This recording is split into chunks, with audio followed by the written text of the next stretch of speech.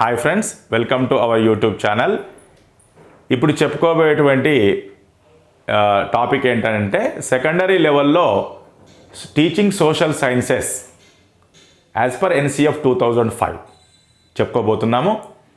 ఇంకెవరైనా సబ్స్క్రైబ్ చేసుకున్నట్లయితే ఇమ్మీడియట్గా సబ్స్క్రైబ్ చేసుకోండి. ఎందుకంటే సోషల్ పెడగాజీకి సంబంధించినటువంటి ప్రతి వీడియోని కంప్లీట్ సిలబస్ సంబంధించినటువంటి వీడియోలని అప్లోడ్ చేయబోతున్నాము. మన వీడియోలు కనుక మీరు చూసినట్లయితే 100% మీకు మార్క్స్ ఓరియంటేషన్లో ఉంటాయి. సో సబ్స్క్రైబ్ చేసుకోండి. ఇప్పుడు మన టాపిక్ స్టార్ట్ చేద్దాం. సెకండరీ లెవెల్లో ఏ సబ్జెక్ట్స్ టీచ్ చేస్తాం అంటే history, geography, political science and economics 4 సబ్జెక్టులు. అప్పర్ ప్రైమరీలో కూడా 4 సబ్జెక్టులు. ఓకేనా? సో 9th 10th అనేది ఇక్కడ సెకండరీ లెవెల్.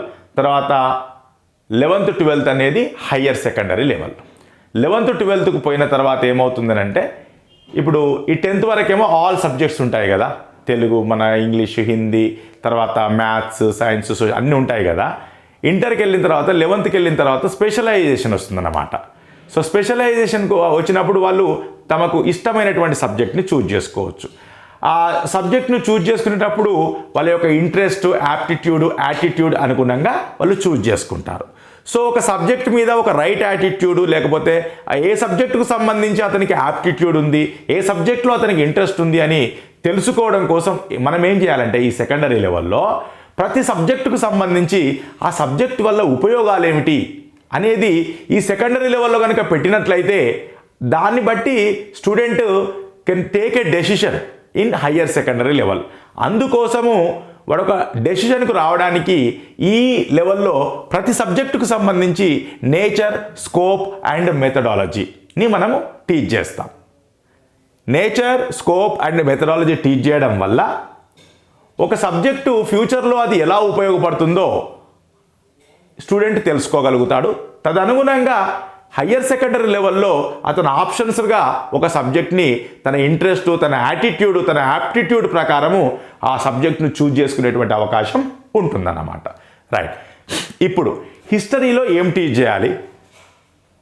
ఏం టీచ్ చేయాలనంటే ఫ్రీడమ్ స్ట్రగుల్ టీచ్ చేయాలి. ఆ ఫ్రీడమ్ స్ట్రగుల్ ఎట్లా టీచ్ చేయాలంటే contribution of various sections and regions in freedom struggle. ఎవరో కొంతమందికి సంబంధించింది కాదు, వేరియస్ సెక్షన్స్ అంటే అనేక రకాల వర్గాల ప్రజల గురించి, రీజియన్స్ అనేక ప్రాంతాల్లో ఈ ఫ్రీడమ్ స్ట్రగుల్ ఎట్లా జరిగింది అని చెప్పాలి. తర్వాత ఫ్రీడమ్ స్ట్రగుల్ అంటే 1947 వరకు ఉంటుంది. మరి తర్వాత దాన్ని మనము రీసెంట్ హిస్టరీ రూపంలో చెప్పాలి. అంటే ఆఫ్టర్ ఇండిపెండెన్స్ మన హిస్టరీ ఏమిటి అంటే ఏమిటి, మనం ఏం అచీవ్ చేశాం. ఓకేనా? So aspects of recent history. ఇక్కడ హిస్టరీ అంటే ఓన్లీ ఇండిపెండెన్స్ స్ట్రగులే కాదు, తర్వాత రీసెంట్ హిస్టరీ కూడా చెప్పాలి. అంటే మన డెవలప్మెంట్స్ అన్నమాట. మరి మనం ఏం డెవలప్ అయినామని చెప్తే అది కరెక్ట్ కాదు.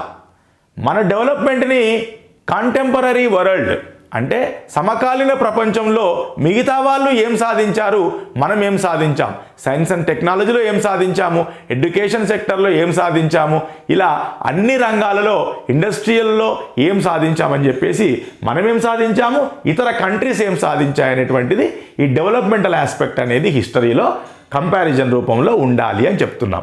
ఒకసారి చూడండి. ఫస్ట్ వన్, హిస్టరీ ఎందుకు టీచ్ చేయాలంటే కాంట్రిబ్యూషన్ ఆఫ్ అందులో ఏం ఉండాలి అంటే contribution of various sections, regions in freedom struggle, aspects of recent history in the context of development in world. అభివృద్ధిని దృష్టి అందించుకొని in the context of development అంటే ఏమిటి, అభివృద్ధిని దృష్టి అందించుకొని in the context of development in world, ప్రపంచంలోని అభివృద్ధిని దృష్టి అందించుకొని మన యొక్క అభివృద్ధిని కంపేర్ చేసుకోవాలని చెప్తున్నాడు. నెక్స్ట్ జాగ్రఫీ చూద్దాం. జాగ్రఫీ అంటే ఎప్పుడైనా కూడా ఏమిటి, భూమి తర్వాత వనరులు అంటే రిసోర్సెస్ అంటే ఏమిటి, ఎర్త్ రిసోర్సెస్ ఏముంటాయి, వాటర్, ఫారెస్ట్, ఇవన్నీ. సో ఇవన్నిటిని ఏమిటి యూజ్ చేయాల్సినంత మాత్రమే యూజ్ చేయాలి, రెండవది పొల్యూట్ చేయకూడదు. సో ఈ రెండు ఇంపార్టెంట్. సో చూడండి అంటే ఏమిటి, కన్జర్వేషన్ చేసుకోవాలి, ఎన్విరాన్మెంటల్ ఇష్యూస్ రాకుండా చూసుకోవాలి. ఓకే, సో జాగ్రఫీ అంటేనే resources. Okay, need to inculcate in the child అంటే పిల్లల మనసులో చొప్పించాలి. ఏమిటి? నాటాలన్నమాట. ఏంటది? ఏ critical appreciation for conservation and environment concerns. Critical appreciation అంటే ఏదో మనము పట్టించడం కాదు. క్రిటికల్ అప్రిసియేషన్ దేని గురించి? కన్జర్వేషన్ అండ్ ఎన్విరాన్మెంట్ కన్సర్న్స్ అంటే కన్జర్వేషన్ గురించి అంటే సంరక్షించుకోవడం గురించి ఏమిటి? క్రిటికల్ అప్రిసియేషన్ను డెవలప్ చేయాలి. అంటే పిల్లవాడే వాడు మనం చెప్పినమని వాడు చెప్పడం కాదు ఇక్కడ. సో ఎందుకు కన్జర్వ్ చేయాలి, ఎందుకు రక్షించుకోవాలి, సో మనము అడవులను ఎందుకు సంరక్షించుకోవాలి అంటే ఫారెస్ట్ని కన్జర్వేషన్ ఎందుకు చేయాలి, వాటర్ ఎందుకు కన్జర్వ్ చేయాలి, ఇలా అన్నిటినీ ఎందుకు కన్జర్వ్ చేయాలనేది వాటికి రీజన్తో సహా అర్థమయ్యేటట్టుగా చెప్పడమే క్రిటికల్ అప్రిసియేషన్ అన్నమాట. సో వాడు సెల్ఫ్గా వాడు దాన్ని అర్థం చేసుకున్నాడని అర్థం అన్నమాట. సో డీప్ అండర్స్టాండింగ్నే మనము క్రిటికల్ అప్రిసియేషన్ అని అనొచ్చు.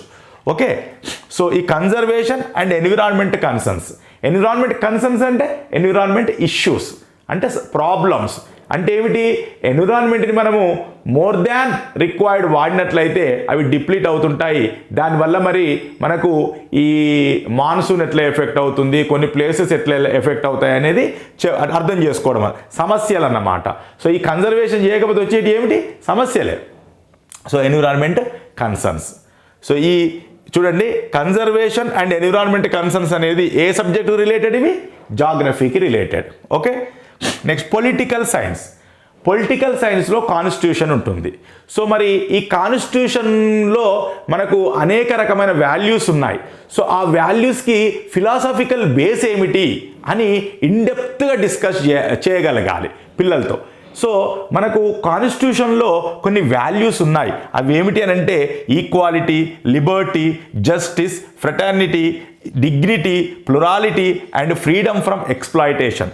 చూడండి, ఇన్డెప్త్ డిస్కషన్ ఆఫ్ ఈక్వాలిటీ అంటే సమానత్వము, లిబర్టీ స్వేచ్ఛ, జస్టిస్ న్యాయము, ఫ్రెటర్నిటీ అంటే సౌభ్రాతృత్వము అంటే అందరము ఒక తల్లి పిల్లలము అన్నట్టుగా ప్రపంచమంతా, మరి డిగ్నిటీ గౌరవము, ప్లూరాలిటీ అంటే బహుళత్వము, అనేక రకాల మతాలు, కులాలు లేకపోతే వర్గాలు, జాతులు ఉన్నాయని తెలుసుకొని వాటికి గౌరవించడాన్నే ఈ ప్లూరాలిటీ అంటాం.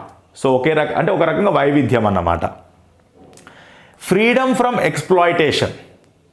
ఎక్స్ప్లాయిటేషన్ అంటే దోపిడీ నుంచి రక్షణ అన్నమాట. Free from exploitation. ఇవన్నీ కూడా మరి ఇన్డెప్త్ డిస్కషన్కు చెయ్యాలి. సో పిల్లలకు ఇవి అర్థమయ్యేటట్టుగా చెయ్యాలి. ఎందుకనంటే మన యొక్క అల్టిమేట్ గోల్ ఏంటి? ఈ మ్యాన్మేడ్ సొసైటీలో అల్టిమేట్ గోల్ ఏంటి అని అంటే ఈ వాల్యూస్ని రీచ్ కావడం. అందరం కూడా ఈ వాల్యూస్ని రీచ్ అవుతుంటే, సొసైటీని కన్స్ట్రక్ట్ చేసుకుంటూ ముందుకు పోతుంటే మరి ఈక్వాలిటీని రీచ్ అయ్యామా? లేదు. ఎందుకు అని అంటే మళ్ళీ మనకు పావర్టీ ఉంది, చైల్డ్ లేబర్ ఉంది. అంటే ఇవి రీచ్ కాకపోయినాము అంటే ఖచ్చితంగా మన సొసైటీలో కొన్ని ఇష్యూస్, ప్రాబ్లమ్స్ ఉన్నట్టు. సో ఆ ఇష్యూస్, ప్రాబ్లమ్స్ని మనం ఏమనుకున్నాము? సోషల్ ఇష్యూస్ అనుకున్నాం. అవి ఏమిటి? Poverty, illiteracy, child labour or bonded labour, caste and class inequalities in rural and urban areas అని చెప్పుకున్నాం. ఇవన్నీ ఏమిటి? సోషల్ ఇష్యూస్ అని చెప్పుకుంటున్నాం. సో ఈ వాల్యూస్ని రీచ్ అయ్యామంటే ఇక సోషల్ ఇష్యూస్ అనేటివి ఏమీ ఉండవు. సో వాల్యూస్ రీచ్ కావడానికి మనం ఏం చేయాలి? ఈ సోషల్ ఇష్యూస్ను అర్థం చేసుకోవాలి, తర్వాత వాటిని రిజాల్వ్ చేసుకోవాలి. అప్పుడే మనము ఈ వాల్యూస్ని రీచ్ అవుతాం. సో మనకు రాజ్యాంగం రాసినటువంటి వాళ్ళు ఎందుకు ఇవి పెట్టారు అని మనము ఇన్డెప్త్ అనాలిసిస్ చేయాలి. సో ఇది పొలిటికల్ సైన్స్లో మనం వాల్యూస్ గురించి డిస్కస్ చేస్తాం. ఎకనామిక్స్లో ఏంటంటే, ఎకనామిక్స్ వచ్చేసి మనకి ఏమిటంటే అప్పర్ ప్రైమరీ లెవెల్ వరకు జాగ్రఫీ అండ్ ఎకనామిక్స్ అని చెప్పుకున్నాం. ఇప్పుడు ఎకనామిక్స్ అనేది introduced as a discipline in secondary level. So secondary లెవెల్లో ఎకనామిక్స్ మనకు సపరేట్ హెడ్డింగ్ కింద టీచ్ చేస్తాం. సో ఇప్పుడు ఇది సపరేట్గా మరి టీచ్ చేసేటప్పుడు ఇందులో ఏముంటాయి? పావర్టీ, అన్ఎంప్లాయ్మెంట్ ఇలాంటి చాప్టర్స్ ఉంటాయి. సో ఈ పావర్టీ, అన్ఎంప్లాయ్మెంట్ షుడ్ బి ఎట్లా? Topics should be from the perspectives of masses అంటే ఏమిటి? సాధారణ ప్రజల కోణంలో నుంచి మనము ఈ పావర్టీని లేకపోతే ఇన్ఈక్వాలిటీని అన్ఎంప్లాయ్మెంట్ని మనం డిఫైన్ చేయవలసి ఉంటుందన్నమాట.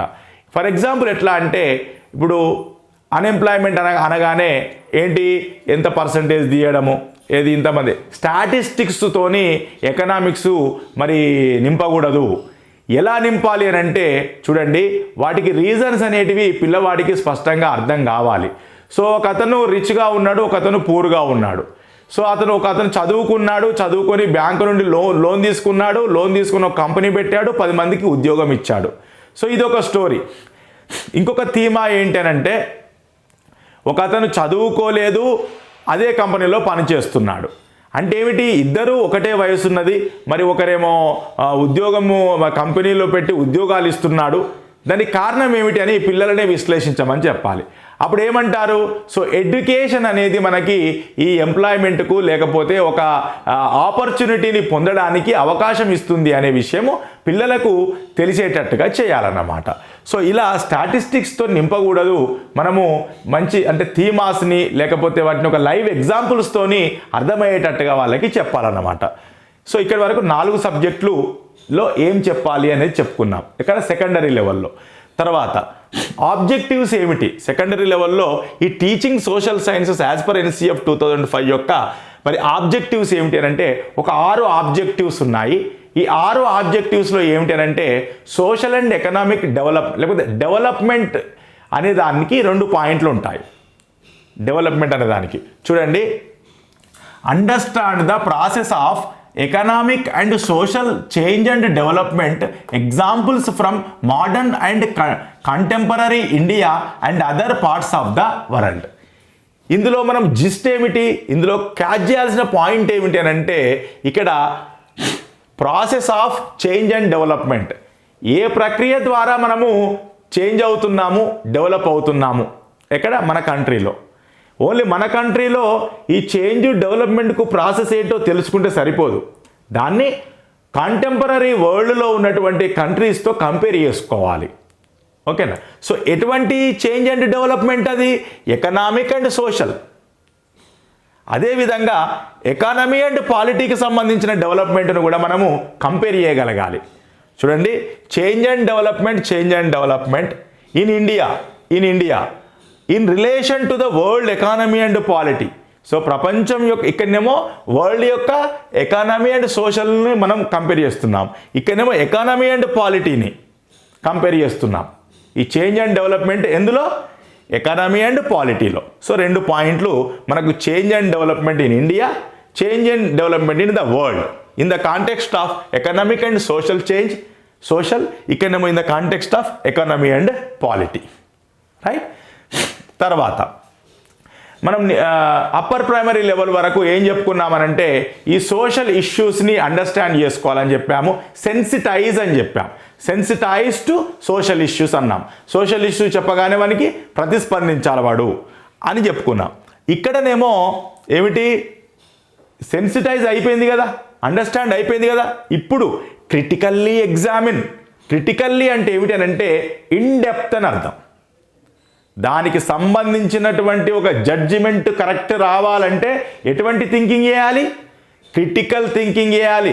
క్రిటికల్ థింకింగ్ అంటే ఇది ఎందుకు అయింది, అది ఎందుకు కాకూడదు, తర్వాత అసలు అంటే ఇదే ఎందుకు, అదే ఎందుకు కాకూడదు, దీని తర్వాత ఏమిటి, స్ట్రెంగ్త్ ఏమిటి, వీక్నెస్ ఏమిటి, ఇలా ప్రతి పాయింట్ను మనము పరిగణలోకి తీసుకొని డీప్ డిస్కషన్ చేయడాన్ని, డీప్ థింకింగ్ చేయడాన్ని క్రిటికల్ థింకింగ్ అంటాం. ఓకేనా? క్రిటికల్ థింకింగ్ అనేది చాలా డీప్ థింకింగ్ అని చెప్తామన్నమాట. ఓకేనా? So critically examine economic issues and challenges like poverty, child labour, destitution, illiteracy and various other dimensions of inequality. So ఇవన్నీ ఏమిటి? ఇన్ఈక్వాలిటీ. ఈక్వాలిటీ అనేది ఒక మన వాల్యూ, అది రీచ్ కావాలనుకుంటాం మనం, కానీ కాలేకపోతూ ఉంటాం. వాల్యూస్ రీచ్ అయ్యామంటే ఇంకా మనం ఇంకా సాధించాల్సింది ఏముండదు. That is our ultimate goal, ultimate aim అన్నమాట. ఓకే, తర్వాత ఇక్కడ ఇష్యూస్ ఉన్నాయి. ఏంటిది? ఇన్ఈక్వాలిటీ సంబంధించినటువంటి ఇష్యూస్ ఉన్నాయి. ఏంటవి? పావర్టీ, చైల్డ్ లేబర్, డెస్టిట్యూషన్, మరి illiteracy and various other dimensions of inequality. So పిల్లలు దేన్ని క్రిటికల్ ఎగ్జామిన్ చేయాలి? ఈ సోషల్ ఇష్యూస్ని. లేదా ఇక్కడ ఏమంటున్నాడు, ఎకనామిక్ ఇష్యూస్ అంటున్నాడు. ఎకనామిక్ అంటే ఏమిటి? మళ్ళీ సోషల్లో మళ్ళీ అది ఏ ఇష్యూ అయింది? ఇప్పుడు ఎకనామిక్ ఇష్యూ అయిపోయింది. సో మనీ పరంగా అట్లా చూడడం అన్నమాట. సో హ్యూమన్ డెవలప్మెంట్ని మనము ఎకనామిక్స్లో చదువుకుంటాం కాబట్టి ఇప్పుడు సోషల్ ఇష్యూ అనేది ఎట్లా మారిపోయింది? ఇప్పుడు ఎకనామిక్ ఇష్యూగా మారిపోయింది. ఓకే, సో వీటిని ఏం చేయాలి? క్రిటికల్ ఎగ్జామిన్ చేయాలి. ఓకేనా? రెండేమో ఈ చేంజ్ అండ్ డెవలప్మెంట్ గురించి చెప్పుకున్నాం, ఒకటేమో issues, social issues became economic issues. తర్వాత ఇప్పుడు పాలిటీలో చూడండి, rights and responsibilities of citizens in a democratic and secular society. So ఈ డెమోక్రటిక్ సొసైటీలో మరి సిటిజన్స్ యొక్క రైట్స్ ఏంటి, రెస్పాన్సిబిలిటీస్ ఏంటి? అదేవిధంగా రాజ్యం యొక్క, దేశం యొక్క, స్టేట్ యొక్క rights and responsibilities of the state, ఇక్కడేమో సిటిజన్స్, ఇక్కడేమో state, in the fulfilment of constitutional obligations. So రాజ్యాంగం యొక్క నిర్వహణ అంటే రాజ్యాంగ ప్రకారం నిర్వహించే పనులన్నీ కూడా వాళ్ళు ఎలా చేయాలి, వాళ్ళ రాజ్యాంగం ప్రకారము మరి మన అధికారులకు లేకపోతే ప్రభుత్వానికి ఉన్నటువంటి హక్కులు ఏమిటి, బాధ్యతలు ఏమిటి అనేది కూడా పిల్లవాడికి తెలియాలన్నమాట. రైట్? సో పౌరులవి తెలవాలి రైట్స్ అండ్ రెస్పాన్సిబిలిటీస్, ఇటు గవర్నమెంట్ కూడా రైట్స్ అండ్ రెస్పాన్సిబిలిటీస్ అర్థం కావాలి పిల్లవాడికి. సో ఇది రెండు కూడా రైట్స్ అండ్ రెస్పాన్సిబిలిటీస్. ఓకేనా? రెండేమో చేంజ్ అండ్ డెవలప్మెంట్, రెండేమో రైట్స్ అండ్ అది, ఒకటేమో ఎకనామిక్ ఇష్యూస్. లాస్ట్ది జాగ్రఫీకి సంబంధించింది ఏమిటి అని అంటే, appreciate the rights of local communities in relation to their environment. అంటే లోకల్ కమ్యూనిటీస్కి వాళ్ళ చుట్టూ ఉన్నటువంటి ఎన్విరాన్మెంట్ను వాడుకునేటువంటి హక్కు అనేది ఉంటుంది అని మనకు అర్థం కావాలి అంటున్నాడు. రైట్, సరే వాళ్ళ చుట్టుపక్కల ఉన్న ఎన్విరాన్మెంట్ వాడుకోవచ్చు, బాగానే ఉంది, కానీ ఎట్లా వాడుకోవాలనేది ఇక్కడ చెప్తాడన్నమాట. చూడండి, the judicious utilisation of resources, న్యాయబద్ధంగా వాడుకోవాలి, వాళ్ళకి హక్కు ఉన్నది, కానీ ఎట్లా వాడుకోవాలి? Judicious utilisation of resources as well as need for conservation of the natural environment. So వాళ్ళు పరిమితంగా వాడుకోవాలి, యూటిలైజేషన్ ఎట్లా చేయాలి? జుడిషియస్, న్యాయబద్ధంగా వాడుకోవాలి. ఉన్నాయి కదా అని చెప్పేసి ఎక్కువ తక్కువ వాడుకోకూడదు. జుడిషియస్ యూటిలైజేషన్ ఒకటి తెలవాలి రిసోర్సెస్ గురించి. రెండవ పాయింట్ ఏమిటంటే కన్జర్వ్ చేయాలి. కన్జర్వేషన్ ఎవరి కోసము? నెక్స్ట్ జనరేషన్ కోసం, మనలాంటి ఇంకా ఫ్యూచర్ జనరేషన్స్ కూడా వాటిని వాడుకునేటువంటి హక్కు ఉంటుంది కదా. మనది ఉన్నదని చెప్పేసి మొత్తం మనమే వాడుకుంటే మరి నెక్స్ట్ వచ్చే జనరేషన్ ఏం వాడుకోవాలి? సో వాళ్ళ కోసం నువ్వు దాచిపెడతావు కదా, దాన్ని కన్జర్వేషన్ అంటామన్నమాట. సో ఇక్కడ need for conservation of the natural environment. Okay, so geography గురించి ఒక పాయింట్, పాలిటీ, రెస్పాన్సిబిలిటీస్ అండ్ మన రైట్స్, ఈ రెండు పాయింట్స్. చేంజ్ ఇన్ డెవలప్మెంట్ ఒకటేమో ఎకనామిక్ అండ్ సోషల్ చేంజ్లో, ఒకటేమో ఎకనామీ అండ్ పాలిటీలో, ఒకటేమో ఇక్కడ economic issues, challenges like poverty. Okay, so ఇక్కడ క్రిటికల్ ఎగ్జామిన్ చేయాలి సెకండరీ లెవెల్లో. సో ఇవి మనకి సెకండరీ లెవెల్లో సబ్జెక్ట్స్ ఏం టీచ్ చేయాలి, ఆబ్జెక్టివ్స్ ఏంటి. సో మనకి ఎగ్జామ్లో క్వశ్చన్ వస్తే ఇవే వర్డ్స్ సెంటెన్సెస్తో వస్తాయి కాబట్టి నేను ఈ టర్మినాలజీ మీద ఫోకస్ చేయడం జరిగింది. సో ఇవి మనకు వన్స్ ఎన్సీఎఫ్ అయిపోయింది అనుకోండి, ఒక్కొక్క చాప్టర్ చెప్పుకుంటూ పోవడం చాలా సులభమైన పద్ధతి. మనం ఏంటనంటే సిలబసే కాకుండా మనకు ఇప్పుడు 100 మార్క్స్ని స్కోర్ చేయడం కోసము మనం యొక్క ప్రయత్నంలో భాగంగా ఇవన్నీ చేస్తున్నాం. ఓకే, సో మీరు ఒకవేళ సబ్స్క్రైబ్ చేసుకొని వాళ్ళు సబ్స్క్రైబ్ చేసుకోండి. మన కంటిన్యూస్గా సోషల్ పెడగాజీ కంప్లీట్గా వీడియోస్ పెట్టేస్తాము. 100% మార్క్స్కు ప్రయత్నం చేస్తున్నాము. సరే 1-2 పోతే అది కావచ్చు, కానీ మ్యాక్సిమం స్కోర్ కోసం మనం వీడియోస్ చేస్తున్నాము. సో దీన్ని దృష్టిలో పెట్టుకొని మీరు సబ్స్క్రైబ్ చేసుకోండి. Thank you.